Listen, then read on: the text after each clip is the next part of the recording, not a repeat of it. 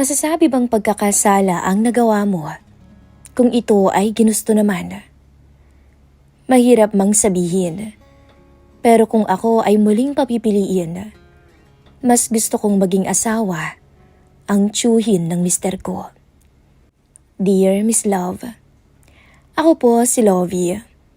34 anyos na. Kung tutuusin, simple lang naman ang pangarap ko sa buhay. Isang tahimik na pamilya, may asawang maaasahan at mga anak na lalaking maayos. Pero sa tagal ng panahon, unti-unting nabasag ang mga pangarap na iyon. Si Jaime, ang asawa ko ay kabaligtaran ng inaasahan ko. Noong una maayos siya, masipag, maalaga, malambing, marunong makinig. Pero habang tumatagal, mas lalong lumulubog siya sa bisyo. At sa pangalawang taon nga ng pagsasama namin, doon ko siya tuluyang nakilala. Inom dito, inom doon. Hanggang sa umuuwi na lang siyang lasing gabi-gabi. At kapag lasing siya, nag-iiba ang ugali niya. Wala ka talagang silbi. Sigaw niya minsan habang hinahagis ang mga plato sa may sahig. Tahimik lang ako habang yakap ang dalawa naming anak. Natutunan ko na lang lunukin ang lahat. Galit, sakit at hiya. Para sa mga bata. Para sa pamilya na meron kami. Ganun ang naging araw-araw ko. Paulit-ulit at walang pagbabago. Hanggang sa dumating siya. Ang tiyuhin ni Jaime. 52 anyos na at isang byudo. Galing Maynila. Kapatid ito ng kanyang yumaong ama. Dumating siya isang hapon, dala ang maliit na bag. Mukhang malakas pa rin ang matanda kahit na nasa 50s na. Maganda pa rin naman ang pangangatawan. Moreno at matangkad tong lalaki. Isa siyang jeepney driver sa Maynila. Magandang araw, Jaime. Isang tanghali no nang dumating siya sa bahay. Dito muna ako makikitrapan samantala ha? Aayusin ko lang yung papeles ng lupa na binibenta ko. Walang gana si Jaime na hindi man lang nagsalita. Basta tumangulang to. Wala rin naman kasi siyang pakialam sa kung sino ang pumapasok o lumalabas ng bahay namin. Basta siya may alak at yosi, ayos na sa kanya. Ako na lamang ang nag-asikaso kay Tio Freddy. Maupo ho muna kayo. Pasensya na po sa bahay, medyo magulo. Mahina akong sabi habang inaayos ang tutulugan niya. Ngumiti siya ng bahagya. Ayos lang yan, Lovie. Mas maayos pa nga tong bahay niyo kaysa sa bahay ko sa Maynila. May kakaibang gaan sa pakiramdam ko habang kausap ko siya. Hindi tulad ni Jaime na laging may dalang bigat sa dibdib ko. Sa mga sumunod na araw, napansin ko ang kaibahan nila. Siya maagang gumigising, tumutulong sa mga bata. Minsan pa nga siya ang naghahatid sa kanila sa school kapag hindi na talaga kaya ng schedule ko. Tahimik lang siyang lalaki, pero ramdam ko na may malasakit. Salamat po. Sabi ko isang umaga habang inaabot niya sa akin ang pinamili niya sa palengke. Wala yun, ayos lang, Lovie. Nakikita ko na ikaw yata lahat ang gumagalaw dito sa bahay. Bihira yatang umuwi si Jaime. Napayuko ako. Hindi rin ako sanay makarinig ng ganon. Isang gabi nga, muli na namang umuwi si Jaime na lasing. Lovie, nasaan lang pagkain ko? Sigaw niya. May ulam sa kusina. Sagot ko na pilit tong pinapakalma dahil nahihiya ako sa maaaring gawin niya. Ayoko namang makita ng tiyuhin niyang si Freddy ang mga ginagawa niya. Pero hindi siya nakontento. Nilapitan niya ako bigla at tinawakan sa braso ng mahigpit. Eto na yon? Eto na yung kakainin ko? Saan mo dinadala yung perang binibigay ko? At ano bang ginagawa mo buong araw dito? Napangiwi ako sa sakit. At doon unang beses na may sumabat. Tama na yan, Jaime. Wika ni Tito Freddy. Tahimik lang siya kanina. Nakaupo sa may sulok. Pero ngayon, nakatayo na siya at seryoso ang muka. Bitawan mo ang asawa mo. Nagkatinginan silang dalawa at ramdam ko ang tensyon. Bakit, Chong? Bakit ba nakikialam ka? Sagot ni Jaime na pasuray-suray. Hindi pa kikialam. Mali na kasi ang ginagawa mo, Jaime. Sandaling katahimikan ang namayani. Tapos biglang binitawan ako ni Jaime at tumawa ng malakas. Bahala ka dyan. Sabi niya sabay pasok at higana sa kama. Hindi ko alam kung matatakot ako o magpapasalamat. Daan-daan akong napaupo. Nanginginig pa rin ang kamay ko. Ayos ka lang? Tanong ni Tio Freddy na mahina ang boses. Tumango lang ako, pero hindi ko napigilan ang mapaluha. At sa hindi ko inaasahan, umupo siya sa may tabi ko. Hindi mo dapat tinitiis yan. Sabi niya. Para sa mga anak ko, Tito Jaime. Sagot ko agad. Mahirap ang buhay. Kung aalis kami, saan kami titira? Saan kami pupunta? Napabuntong hininga siya. Pero minsan, Lovie, kailangan mo ring isipin ang sarili mo. Hindi ko alam kung bakit pero tumagos sa akin yung sinabi niyang yun. At simula nga noon, mas naging malapit kami.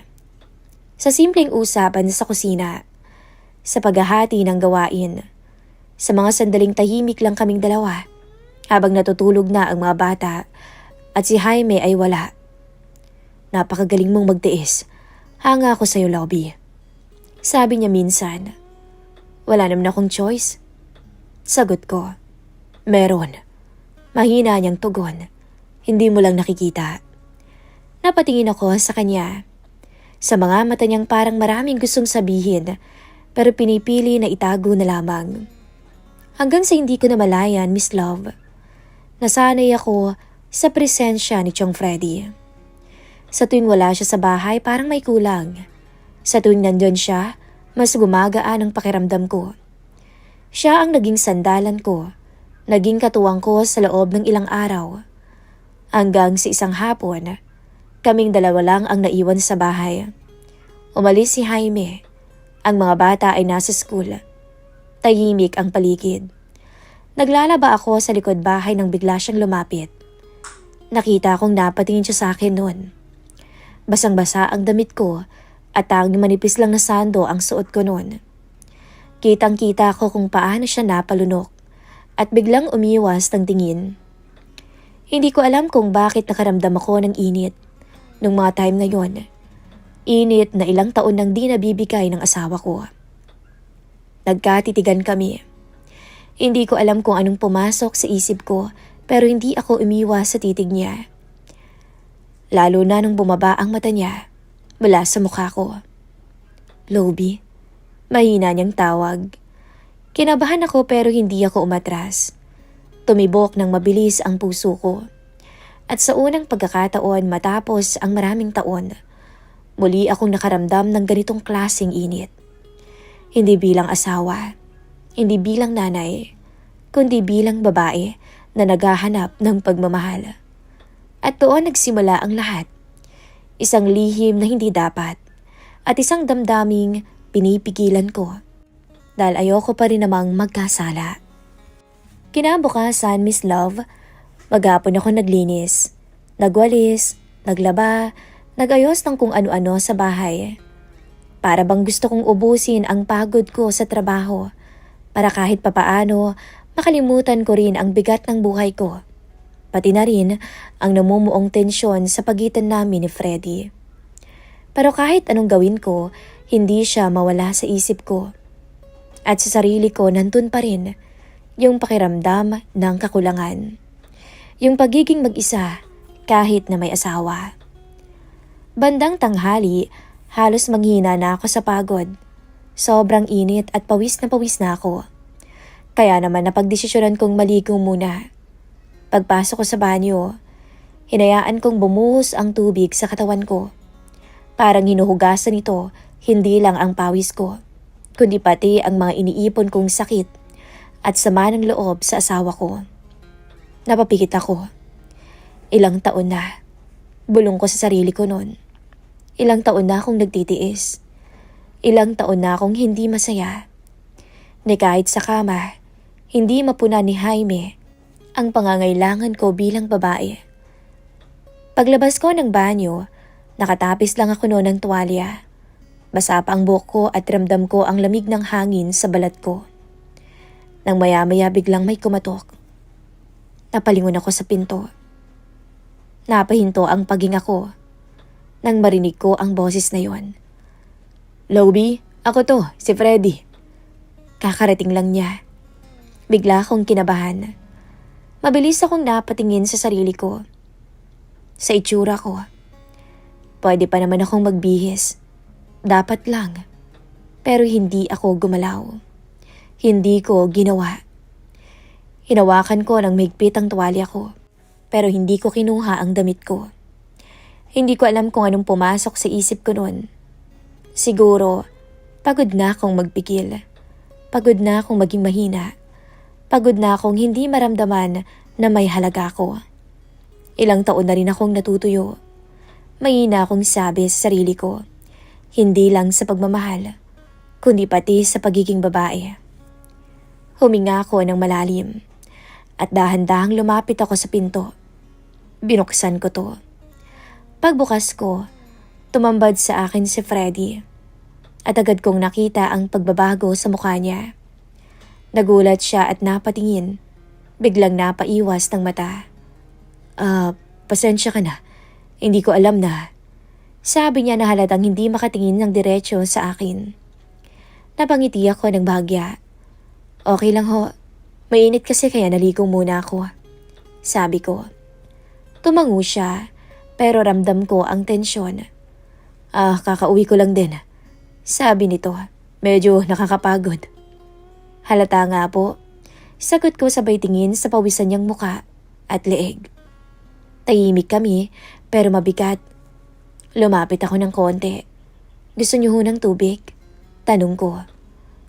Oo sana. Sagot niya. Hindi naman ako agad gumalaw. Sa halip, tumitig lang ako sa kanya ng diretsyo. Hindi ako umiwas. Freddy, tawag ko. Napatingin siya sa akin. Bakit, Lobby? Tanong niya na mahina ang boses. Napahinga ako ng malalim. Sa tingin mo, masama ba akong tao? Tanong ko bigla. Tagulat siya. Bakit mo naman nasasabi ang mga yan?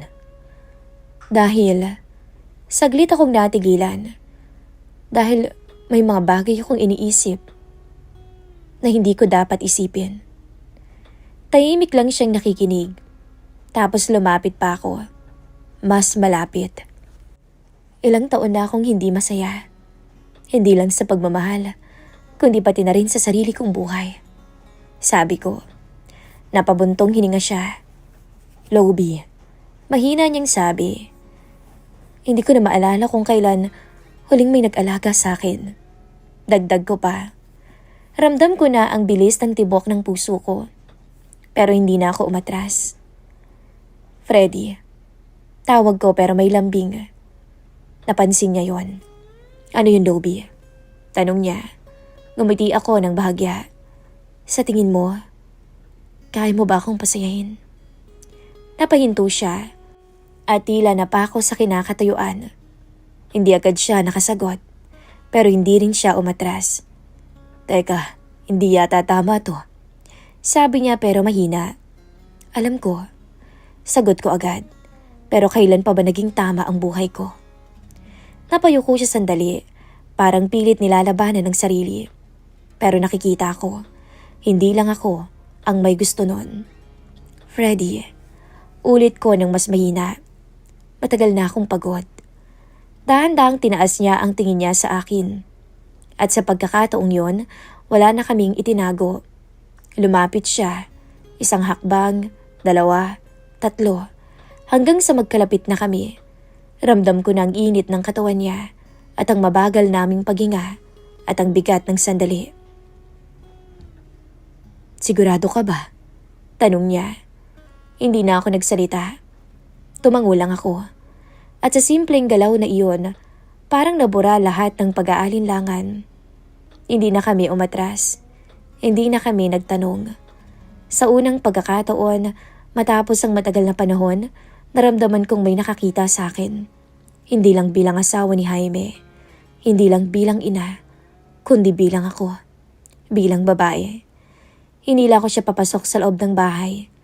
Nilak ko ang pinto. Doon tuluyang kong nilantad sa kanya ang lahat. At kitang-kita ko ang paghanga niya. Hindi ko alam kung anong ginawa sa'yo ni Jaime. Kung bakit hindi niya nakikita ang halaga mo. Sabi niya dahil bumungad sa kanya ang malaking peklat ng sugat na gawa ni Jaime na nasa gilid ng likod ko. Isang peklat na nagpapaalala sa akin kung gaano karahas ang asawa ko. Nang magdikit ang labi namin, doon tuluyan ang nawala ang hangganan. Walang ibang ingay kundi ang mga pintig ng puso namin. At sa bawat sandali, ramdam ko ang kakaibang lambing na matagal ko nang hinahanap sa isang lalaki. Walang galit, walang sakit, kundi pag-unawa lang at pag-aalaga. Lobi, bulong niya. Napapikit ako noon. Ramdam na ramdam ko ang bawat haplos niya. Ngayon ko lang ulit narinig ang pangalan ko sa ganung tono. Pagkatapos ng lahat, nanatili kaming tahimik. Parehong humihinga ng malalim. Hingal na hingal dahil sa matinding pagniniig. Parehong iniintindi pa ang nangyari. Napatingin ako noon sa kanya. At isang ngiti ang binigay niya sa akin. Ito na yun. Ang simula ng isang lihim. Isang desisyong hindi na mababawi. At kahit alam kong mali yun, sa unang pagkakataon naman ng buhay ko, daramdaman kong buhay ako at isang babae. Simula nung araw na binuksan ko ang pintong yon, hindi na ako yung dating ako na tahimik lang na nagtitiis. Dahil gabi-gabi, may lihim na akong tinatakbuhan. Si Freddy. Sa tuwing lulubog ang araw at mahimbing nang natutulog ang mga bata, doon nagsisimula ang mga sandaling kami lang ang nakakaalam. Tahimik at maingat, pero punong-puno ng damdamin. Minsan simpleng usapan lang sa kusina. Minsan, tahimik kaming nakaupo sa tabi ng isa't isa. Pagod ka na naman, sabi niya isang gabi habang pinapanood ako. Sanay na ako dito, sagot ko. Lumapit siya ng dahan-dahan. Kaya nga deserve mo rin na maalagaan. Napatingin ako noon sa kanya at hindi ko maiwasang maikumpara siya kay Jaime na puro sigaw. Kay Freddy, puro pag-unawa. Kay Jaime, puro sakit at pang-aabuso. Kay Freddy, may lambing. At sa mga sandaling magkalapit kami, doon ko lalong nararamdaman ang pagkakaiba. Hindi ko man sabihin pero alam ko sa sarili ko na mas may halaga pa ako kay Freddy kaysa sa asawa ko. At mas nararamdaman kong babae ako kapag kasama ko si Freddy. Hindi tulad ng dati na para lang akong isang bagay sa bahay. Isang punching bag na pwedeng paglabasan ng galit. Habang tumatagal, mas lalo akong nahuhulog at mas lalo rin akong nagiging kampante. Hanggang sa dumating ang gabing hindi ko inaasahan. 4 na araw nang hindi umuwi si Jaime. Marahil sa barak sa construction kung saan siya nagtatrabaho nag-stay siya ng ilang araw. Sanay naman na ako. At hindi na ako nagtatanong pa. Pero nang gabing yun, bumalik siya. Mga 11:11 na rin ng gabi. At hindi siya nag-iisa. Narinig ko ang pagbukas ng gate, tapos ang mga yabag niya. At ang halakhakan. May kasama siyang isang babae. Napatayo ako mula sa higaan. Kinabahan ako. Hindi sa takot, kundi sa galit. Pangalawang beses na to. Pangalawang beses na may dinala siyang ibang babae sa bahay namin. Sa harap ng mga anak namin. Sa harap ko. Pero gaya ng dati, hindi niya ako pinansin. Diretso sila sa loob ng bahay. Buti na lang talaga tulog na ang mga bata. Pero ako, gising na gising pa rin ang diwa ko. Hindi niya ako sinaktan, na hindi niya nga ako hinanap. Pero mas masakit ang emosyonal kaysa sa pisikal. Napakatahimik noon ang bahay. Pero hindi rin nagtagal. Naririnig ko na ang mga bulungan, may hinang tawanan. Hanggang sa naging mainit ng pagtatagpo. Rinig na rinig ko ang pagbanggit ng babae sa pangalan ng asawa ko. At ang mga salitang alam kong hindi para sa akin na binibigkas ni Jaime sa babae. Parang kutsilyong paulit-ulit na tumutusok yun sa dibdib ko. Napapikit ako. Ito na naman. Pero sa pagkakataong yun, may nagbago na. Dahil hindi na ako umiiyak. Sa halip tumayo nga ako at dahan-dahang lumabas ng silid. Hindi sa kwarto ni Jaime, kundi sa kwarto ni Freddy. Doon ako nagpunta. Mahina akong kumatok. Walang sagot kaya dahan-dahan kong binuksan ang pinto. Madilim sa loob. Nakahiga na siya. Mukhang tulog na. Lumapit ako at walang pag-aalinlangan. Tumabi ako sa kanya. Gumalaw siya at nagising. "Lobi," mahina niyang sabi, halatang nagulat. Hindi ako nagsalita agad. Umarap ako sa kanya. At sa mahinang ilaw mula sa bintana, nakita niya ang mga mata ko. Punong-puno ng damdamin. "Freddy," bulong ko. "Anong nangyari? Ayos ka lang?" Tanong niya. Tumango ako. Napahinga ako ng malalim. Naririnig ko pa rin sa kabila ang presensya ng asawa ko at ng babae niya. At alam kong naulinigan din yun ni Freddy, kaya kumunot ang noo niya. Gusto ko. Mahina akong sabi. Natigilan pa si Freddy. "Lobi." Tawag niya na parang pinipigilan ako. Gusto kong maging masaya ngayong gabi. Dugtong ko. Tumitig ako sa kanya. Diretso. "Pasayahin mo ako, Freddy." Narinig ko ang pagbuntong hininga niya. "Hindi mo kailangan gawin to, Lobi, dahil lang sa galit ka sa asawa mo." Sabi niya. Hindi ako galit. Sagot ko agad. Pagod na to. Napapikit ako sandali. Ilang beses ko nang pinatawad si Jaime. Dagdag ko. Pero ilang beses din niyang pinili. Nasaktan ako. Tahimik lang siyang nakikinig. At ngayon, sabi ko, habang may kasama siyang iba, gusto ko rin namang piliin ang sarili kong kaligayahan. Iparamdam mo sa akin na babae ako. Higitan mo siya, Freddy. Dahan-dahan niyang tinaas ang kamay niya at hinawakan ang kamay ko. Maigpit pero maingat. "Sigurado ka?" Tumango ako. At sa pagkakataong yon, wala nang balikan. Habang sa kabilang kwarto may ibang nagaganap sa asawa ko at sa babae niya. Sa kwarto ng tiyuhin niya na si Freddy, may sarili kaming mundong binubuo. Ako at ang tiyuhin niya sa iisang kama. Isang pagtataksil na puno ng damdamin. At sa bawat sandali, mas lalo kong nararamdaman. Hindi ako mali sa pagnanais kong maging masaya. Hindi ako mali sa paghahangad ng pagtingin na matagal ko nang pinagkait sa sarili ko. Pagkatapos ng lahat, nanatili kaming magkatabi ni Freddy. "Hindi na kita kayang iwasan." Mahina niyang sabi. Napangiti ako ng bahagya sa kanya. Ako rin. At nang gabing yon, habang may ibang babaeng kasamang asawa ko sa kabilang kwarto, ako naman, pinili ko ang sarili ko at si Freddy. Kinabukasan, maaga akong gumising. Tahimik ang buong bahay. Dahan-dahan akong bumangon mula sa kama ni Freddy. Sandali pa akong napahinto. Nakatingin sa kanya habang mahimbing pa siyang natutulog. Sa unang pagkakataon, wala akong naramdamang guilt, kundi kapayapaan. Tahimik akong lumabas ng kwarto para hindi siya magising. Paglabas ko, natigilan ako. Nakita ko si Jaime na nagkakape. Nakaupo sa may sala. Ramdam ko agad ang bigat ng presensya niya. Wala na yung babaeng kasama niya kagabi. Nakita niya ako. At nakita niya rin kung saan ako nanggaling. Kaya mabilis siyang napatayo. "Anong ginagawa mo dyan?" Galit niyang tanong. Hindi ako agad sumagot. Nakatingin lang ako sa kanya. Diretso. "Huwag mong sabing diyan ka natulog." Dagdag niya na malakas na ang boses. Lumapit siya at hinawakan niya ang kamay ko ng mahigpit. Masakit. Pero hindi na ako nagpatalo. "Ano bang ginagawa mo, ha, Jaime?" Sigaw ko. Akmang itataas niya ang kamay niya para sampalin ako gaya ng dati.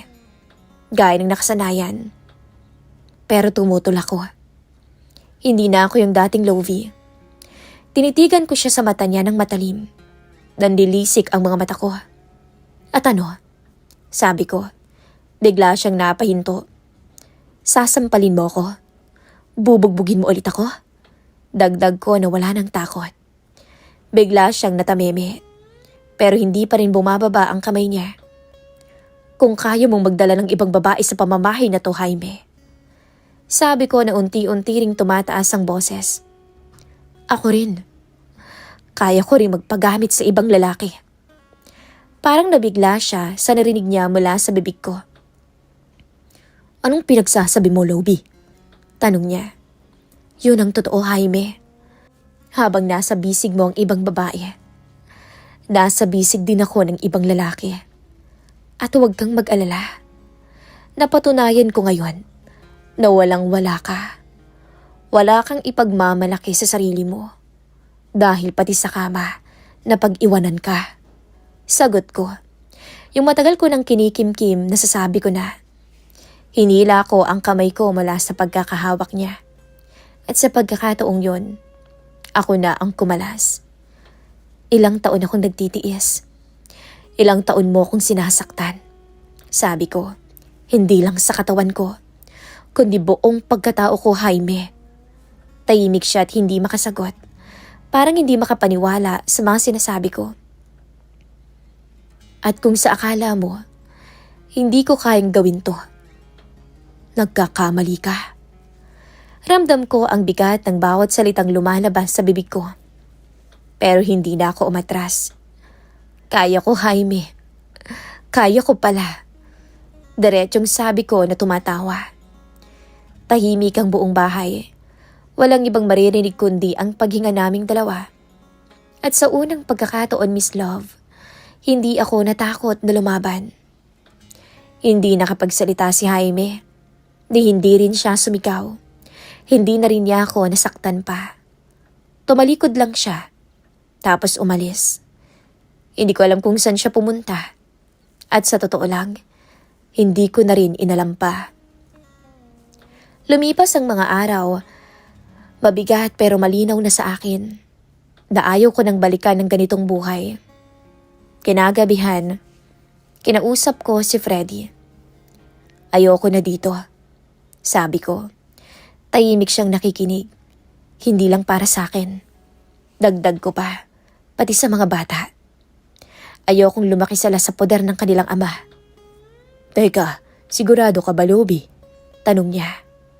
Tumango ako.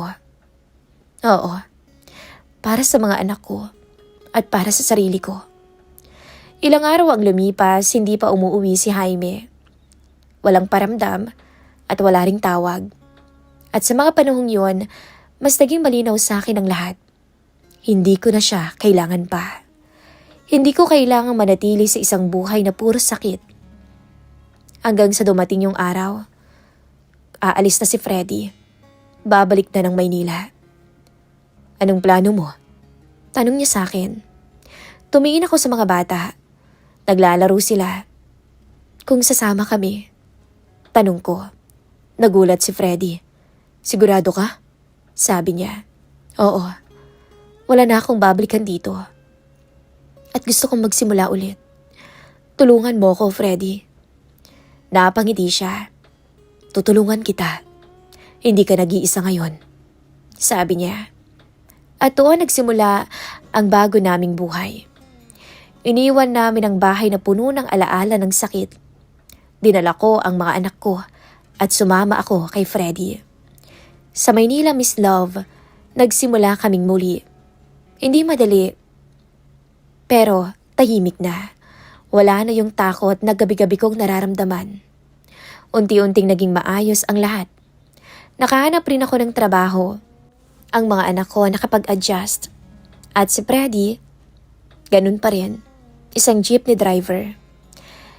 Hindi man siya perpekto, pero alam ko sa sarili ko, mahal ko siya. At sa bawat araw, mas nararamdaman ko, Miss Love, na tama ang naging desisyon ko. Masaya ko, at masaya rin ang mga anak ko. Si Jaime? Oo, tumawag siya minsan. Nagparamdam, humihingi ng sorry ng isa pang pagkakataon. Pero ayoko na. Hindi ko na siya babalikan pa.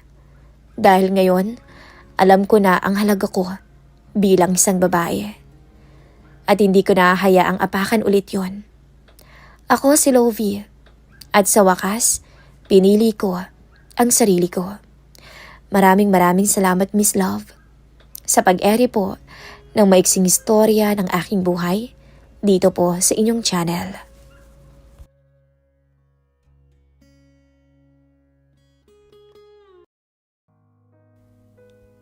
Kahit wag mo nang bayaran yung utang mo, Zenny.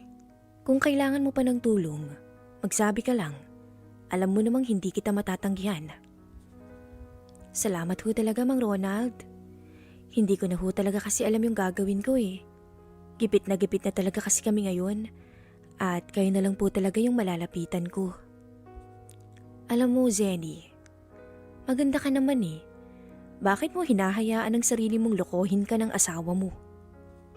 Kung ako lang, Zenny, kahit matanda na ako, kayang-kaya pa rin kitang buhayin. Iwanan mo na lang ang asawa mo at sa akin ka na lang. Ibibigay ko lahat ng gusto mo. Nagbabalik na naman po ang inyong narrator, Miss Mizzy. Ating pakinggan ang kwento ng buhay ng ating letter sender na itatago natin sa pangalang Zenny. Pero bago tayo mag-umpisa, palike muna at subscribe na rin po sa ating channel. Isang magandang araw po sa inyong lahat. Nais ko lang ibahagi sa inyo ang aking istorya. Isang karanasang hindi ko makalimutan. Isang pagkakamali na hindi ko pinagsisisihan. Ibinigay ko ang aking sarili sa matandang naging sandalan ko ng mga panahong walang-wala ako. Ang siyang umako ng responsibilidad ng aking asawa. Ang matandang laging nagsasabi sa akin na kahit hindi ako mag-ayos, ay maganda pa rin akong babae at kamahal-mahal. Siya si Mang Ronald. Bago ko umpisahan ang aking kwento, ay nais ko pong magpakilala sa inyo. Ako nga po pala si Zenny, 28 years old at may 3 anak na. Medyo chubby ng kaunti at moreno. Kahit na di nakakapag-ayos ay ayos lang dahil maputi naman akong babae. Hindi na kailangang maglagay ng kolorete sa mukha dahil maraming nagsasabing maganda ako. Chubby man daw ako, ay malakas talaga ang apil ko. May taas ako na 5'4". At hindi naman po sa pagmamayabang, ay nabiyayaan ako sa parting dibdib.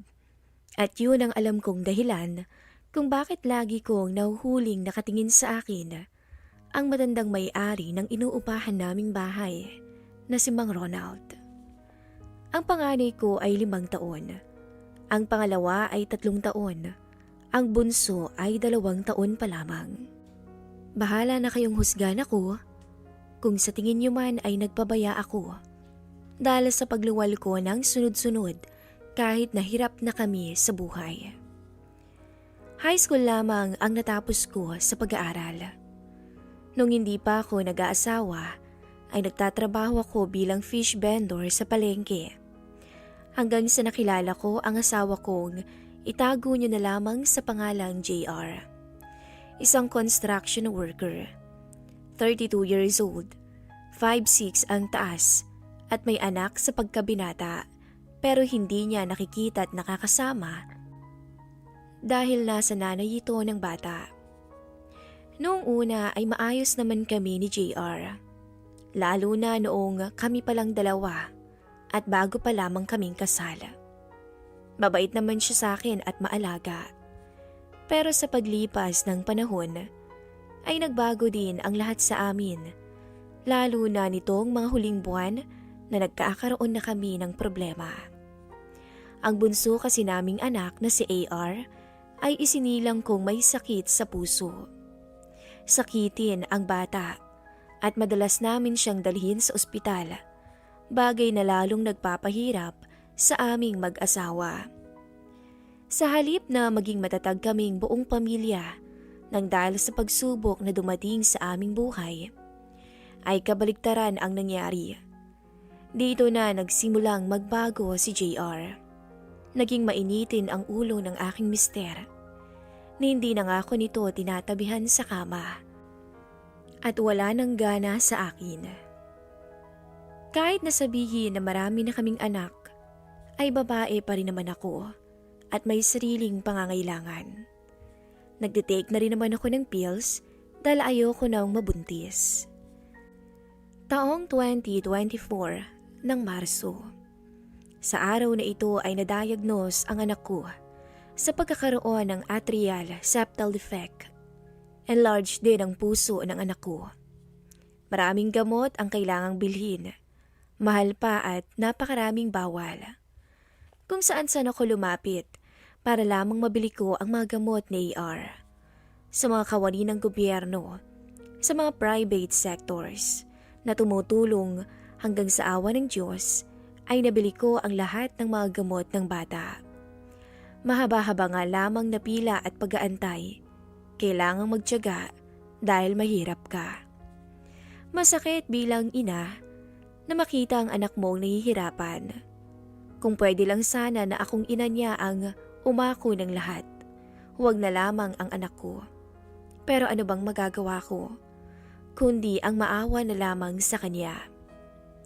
Sa mga panahong ito, ay pinabayaan ako ni JR sa tungkulin sa aming anak. Kahit man lang sa pagbabantay ng 2 bata, habang nasa ospital kami ay hindi nito magawa. Mas nanaisin pa nitong umalis sa bahay at makipag-inuman sa mga kumpare niya. Lagi niya ring katuwiran ang salitang, wala tayong kakainin kung mag-a-absent ako sa trabaho. Kahit masakit sa akin dahil pakiramdam ko'y nag-iisa ako ng mga oras na yun, ay tinanggap ko ang lahat. Valid naman ang reason niya, ngunit ang pinagtataka ko ay kulang na kulang ang perang ibinibigay nito sa panggastos namin araw-araw. Alam kong hindi kumpletong ibinibigay ng mister ko ang sahod niya. Dati naman kasi na malaki ang entrega niya sa akin at sumasapat naman yun sa amin. Pero nakakapagtakang sa ngayon ay kakarampot lamang na halos kulang pa sa pang-araw-araw naming pagkain. Sa mga panahong nahihirapan ako, naging sandalan ko si Mang Ronald. Isang 55 anyos na matandang binata. Siya ang may-ari ng bahay na inuupahan namin. Mabait si Mang Ronald. May itsura, kahit na matanda na. Brusko ang katawan. Hindi siya payat, hindi rin malaki ang tiyan. Dati itong sundalo, pero hindi na nakapag-asawa nang iwanan siya ng girlfriend niya. Madalas kong makita na nakatingin ang matanda sa akin. Hinahayaan ko na lamang at nginingitaan dahil alam kong humahanga lamang ito sa akin. At isa pa, wala itong asawa, kaya't alam kong kulang ito sa dilig. Dapat talaga ay kaming mag-asawa ang magkaagapay para lagpasan ang problemang ito. Pero ang nangyari, ang matandang landlord namin na si Mang Ronald ang naging kasama ko sa lahat. Para akong walang asawa at ang naging asawa ko ay ang matanda. JR, baka naman may extra ka pa dyan na pera. Pambili lang ng pagkain ng bata. Kawawa naman oh. Kanina pa ako kinukulit. Bibili daw kay Aling Lusing. Ano ka ba naman, Zenny? Pati ba naman yan sa akin pa rin? Naibigay ko na nga lahat ng pera sa'yo eh. Tsaka wala kaming overtime ngayon. At kulang kami sa materyales. Kaya walang ganong trabaho. Pagre-rason pa niya. Kung wala ka naman palang overtime, bakit anong oras ka na kung umuwi ng bahay? Hindi ko napigilang tanong sa asawa ko. Imbis na sagutin, ay tinapon nito ang basong nasa mesa. Kinukwestiyon mo ba ako, Zenny, ha? Ano bang pakialam mo? Pare-pareho kayo ng mga anak mo. Wala na kayong binigay sa akin kundi sakit sa ulo. Wika nito sabay alis. Lumipas ang mga araw. Walang pakialam ang aking mister sa amin ng mga bata. Labas-pasok sa bahay na para bang wala kaming problema at hindi kami nakikita. Naging madalas ang pag-alis niya ng bahay nang hindi naman nagpapaalam sa akin kung saan siya pupunta. Hindi man lang ako nito tinatanong kung okay pa ba kami ng mga anak niya. Hindi ito ang pinangarap kong buhay para sa pamilya namin. Pero sa hindi inaasahang pagkakataon ay nangyari ang lahat ng ito sa isang iglap lamang. Zenny, may labada ka ba ngayon? Ipapalaba ko sana yung mga damit ko. Bungad sa akin ang matandang si Mang Ronald na nasa labas ng bahay namin. Sakto namang nagwawalis ako noon habang nakayuko, kaya't kitang-kita ko ang pagkabigla ng matanda. Saktong-sakto ho, Mang Ronald, kailangan ko ng pera ngayon. O sige't pumaroon ka na lang sa bahay, iha. Wika ng matanda. Saglit ko lang tinapos ang trabaho ko sa bahay at agad akong dumiretso sa bahay ng matanda. Sandali lang naman ako natapos at kakaunti lamang ang pinalabhan ni Mang Ronald. Siya nga pala, Zenny. Kumusta na ang anak mo? Tanong nito habang naglalaba ako. Hindi pa ho ayos, Mang Ronald eh. Ang asawa mo? Ganun pa rin ho. Puro problema. Sa pagtayo ko ay nakita ko pang napalunok ang matanda. Marahil dahil nakakita na naman to ng hindi dapat. Minsan ay natatawa na lang talaga ako kay Mang Ronald sa mga nagiging reaksyon niya kapag nakikita ako. Sa isang linggong lumipas ay hindi na nag-entrega ng pera sa akin ang magaling kong asawa. Bumibili na lamang siya ng kaunting bigas, noodles, canned goods at tuyo tuwing sahod niya. Pagkatapos ay sasabihin nitong ubos na ang pera niya nang hindi ko alam kung saan napunta ang iba. Jay, may pera ka ba dyan? Kailangan ko kasi bukas para sa check-up ni AR eh. Tanong ko sa mister ko isang araw. Wala na akong perang natira, Zenny. Di ba't pinili ko na lahat ng pangailangan dito sa bahay? Hindi na ako nakapagtimpi ng mga oras na yun. Ano ka ba naman? 5 kilo lang na bigas ang binili mo. Kailangan ko ng pera pamasahe bukas papuntang ospital. Saan naman ako magnanakaw wala ka namang binibigay na pera? Masamang tingin lamang ang sinagot ng aking asawa sa akin. Ipagpaliban nyo na lamang yung check-up na yan. Alangan namang pilitin niyo ako. Sinabi ko na nga wala akong pera. Bilyaw sa akin ni JR. Pagkatapos ay umalis na siya at iniwan na lamang akong naiiyak dahil hindi naman pwedeng ipagpaliban ang check-up ng anak ko. Sa kadesperahan kong maghanap ng mahihiraman ng pera, kinapalan ko ang mukha ko at lumapit kay Mang Ronald. Tao po? Mang Ronald? 3 katok sa kanyang pintuan bago ito bumukas. Oh, Zenny, ikaw pala nung sa atin. Mang Ronald, baka pwede ho akong makahiram ng pera, kahit 500 lang. Kailangan ko kasing ipa-check up itong si AR bukas eh. Napapailing na lamang siyang napatitig sa akin. Sandali, sige tumupo ka muna. Pagbalik ng matanda ay may dala na itong perang kailangan ko o dala na nito ang pera na kailangan ko. O eto, kahit wag mo nang bayaran yung utang mo, Zenny. Kung kailangan mo ng tulong, magsabi ka lang. Alam mo namang hindi kita matanggihan. Masaya ako na hindi ko maipaliwanag. Hindi ako humingi at uutangin ko lang sana, pero may taong nagkusang ibigay ang pangangailangan ko. Napaiyak ako sa harapan ng matanda. Sa susunod na may pangangailangan ka, huwag kang mag-atubiling lumapit sa akin, Zenny. Basta't may pera ako, bibigyan kita. Hindi ko sinasadya ang bugso ng damdamin ko, kaya't napayakap ako kay Mang Ronald. Nagdikit ang aming mga balat at alam kong ramdam ng matanda ang init na bumalot sa aming dalawa. Salamat ho talaga, Mang Ronald. Hindi ko na ho kasi talaga alam yung gagawin ko eh. Gipit na talaga kasi ako ngayon at kayo na lang yung alam kong malalapitan ko. Pakiramdam ko ay nakahanap ako ng kakampi kapatid, kuya o kapamilya o asawa sa katauhan ng matanda. Zenny, hindi naman sa nakikialam ako sa inyong mag-asawa, pero mas mabuti sigurong kausapin mo ang asawa mo. Nagtataka ako sa sinabi ni Mang Ronald sa akin noon. Bakit naman ho? Tanong ko sa kanya. Nakita namin siya kahapon. May kasamang babae. Nakaakbay pa nga siya at nakahawak naman yung babae sa bewang niya. Alangan naman magkamali ako ng hinala, gayong kitang-kita ko naman. Mas talo kong pinanghinaan ng loob sa narinig mula kay Mang Ronald. Seryosong tao si Mang Ronald. Minsan nga sinasabing istrikto at masama ang ugali. Pero hindi ko nakikita yun sa matanda.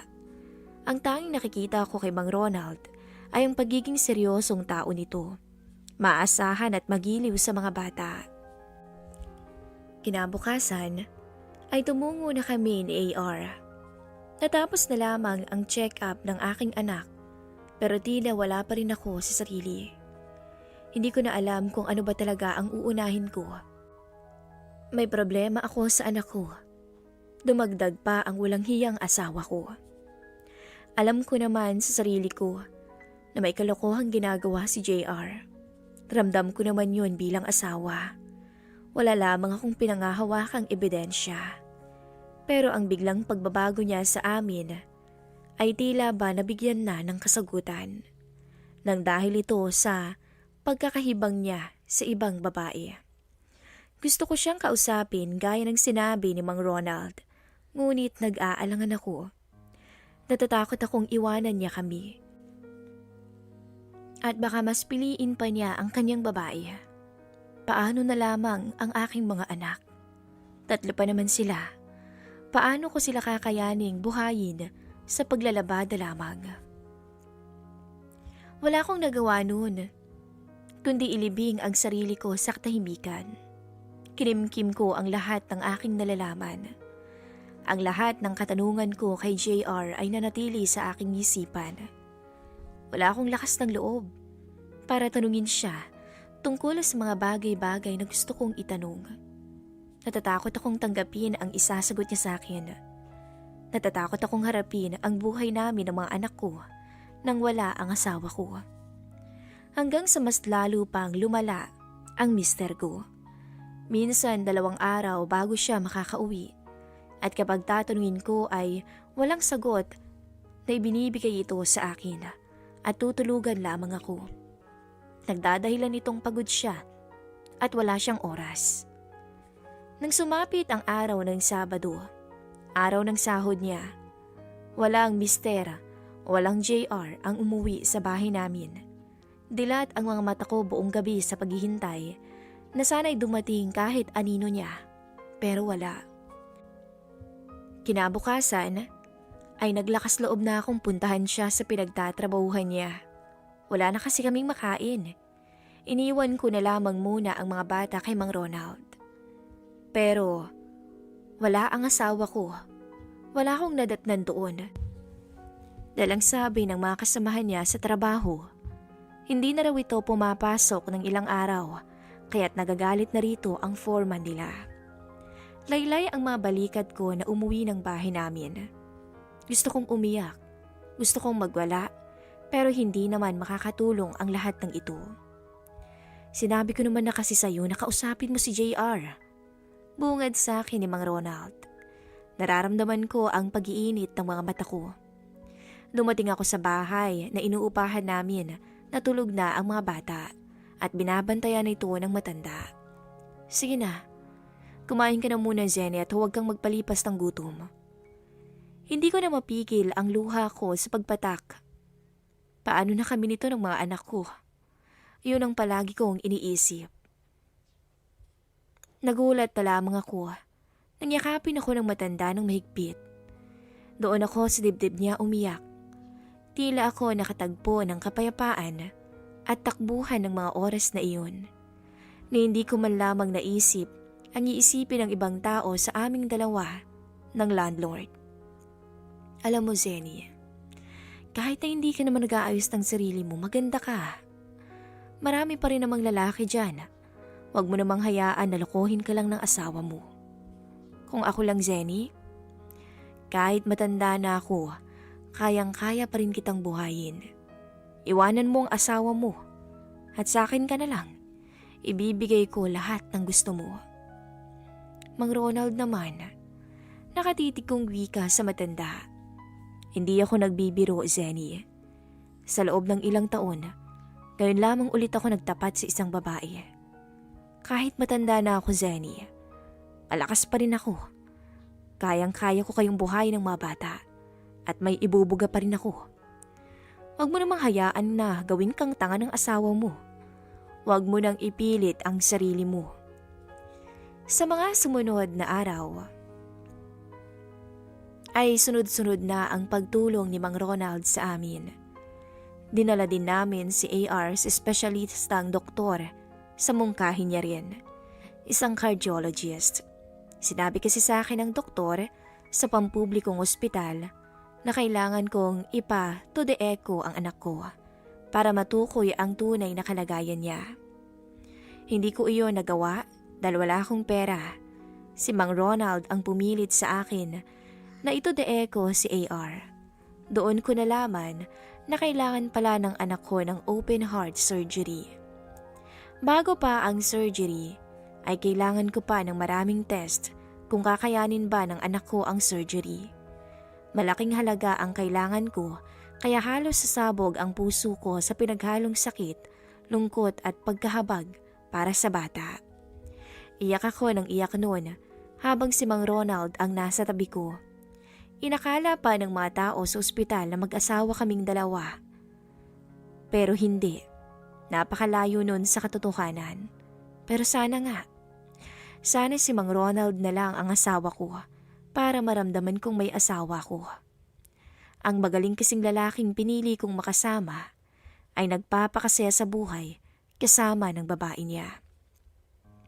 Frustrated akong umuwi ng bahay pero wala pa rin ang mister ko. Tinanong ko ang mga kaibigan niya kung nasaan ba to pero wala naman silang maisagot. Tanging awa ang naroon sa mga mata nila.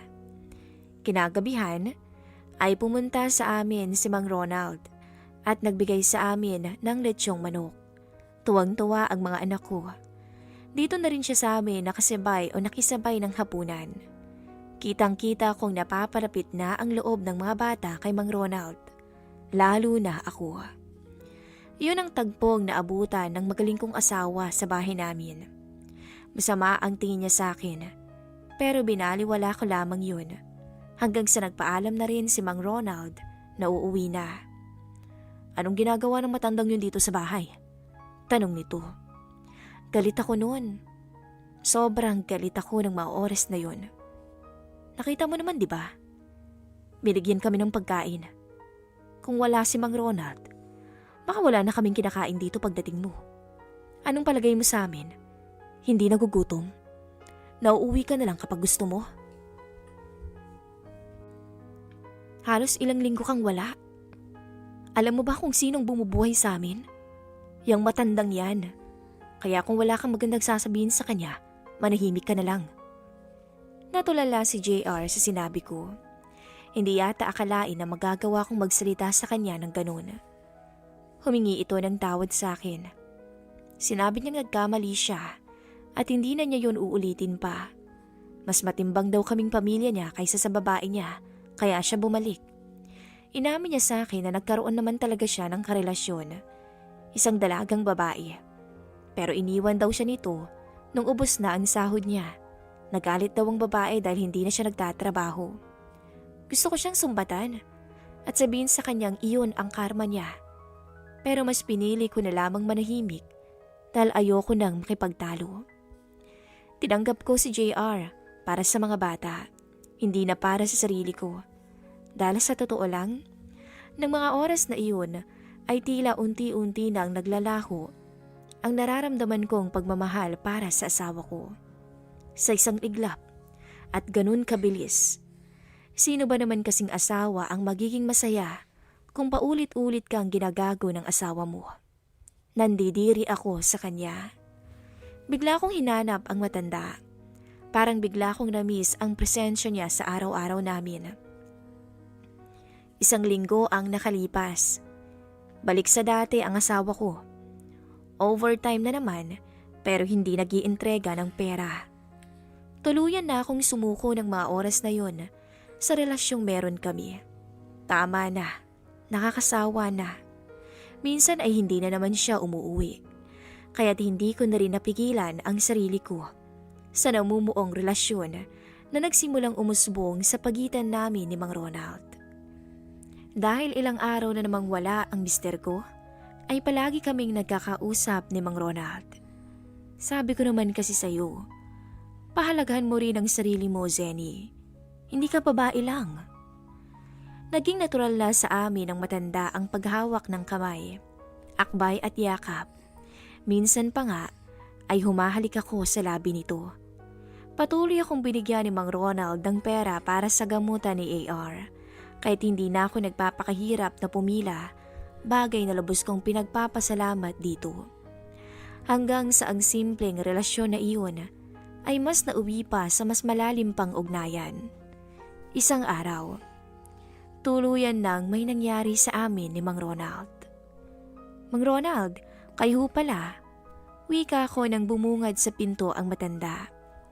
Nakasando lamang ako ng itim noon at kitang-kita ko ang pagtitig sa akin o pagtitig sa akin ni Mang Ronald. Kumain na ba kayo? Utal-utal nitong sabi. Katatapos pa lang ho. Pasok kayo. Nakatulog kasi ng maaga ang mga bata dahil sa pagod. Nang tuluyan siyang pumasok, ay agad ako nitong niyakap sa bewang at siniil ako ng halik. Hindi ko alam kung bakit walang pagtutol na tinugon ko ang halik ng matanda. Para akong nasabik bigla. Marahil dahil matagal na rin namang walang nangyayari sa amin ng asawa ko. O asawa pa nga bang matatawag. Mula sa pinto ay napunta kami ng matanda sa sahig ng sala. Hindi alintana ang lamig ng sahig. Doon ay tuluyan kong binikay ang aking sarili sa kanya. Sa paglipas ng araw ay parang naging natural na lang sa akin ang angkinin ako ng matanda. Bahala na kung husgahan niyo man ako, pero yun ang totoo. Naging masaya ako sa relasyon namin ni Mang Ronald. Sa mga pagpuslit niya sa bahay kapag tulog ang mga bata. Alam kong mali pa rin to dahil may asawa kong tao. Pero masisisi niyo ba ako? Gayong hindi naman tumayong asawa ang asawa ko. Dahil si Ronald ang naging kaagapay ko sa lahat ng aking problema. Tuluyan nang nawala ang pagmamahal ko sa asawa ko at nabaling iyon sa matanda. Wala na ang dating pagmamahal sa aming relasyon. Wala na ang dating masayang pagsama namin. Hanggang sa isang araw ay niyaya ako ni Mang Ronald na sumama sa kanya.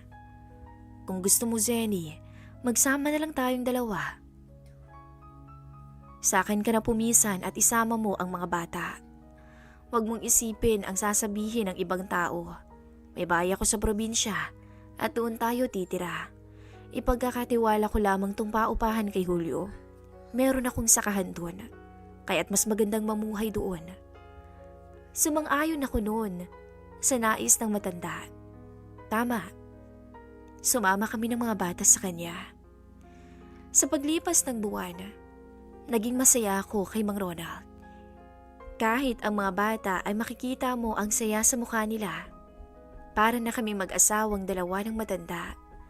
Naging maayos ang buhay namin. At may tirahang maayos. Nakakakain ng 3 beses sa isang araw.